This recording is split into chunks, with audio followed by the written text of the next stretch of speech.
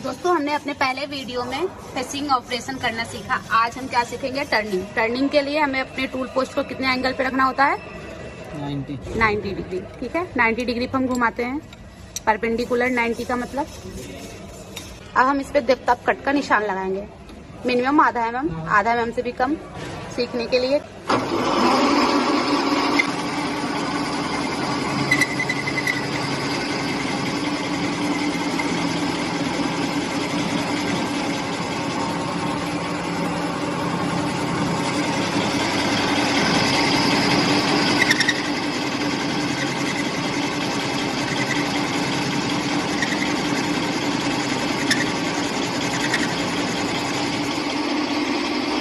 दोस्तों हमने देखा ये टर्निंग किया हमारी कितनी अच्छी सी हुई है। अभी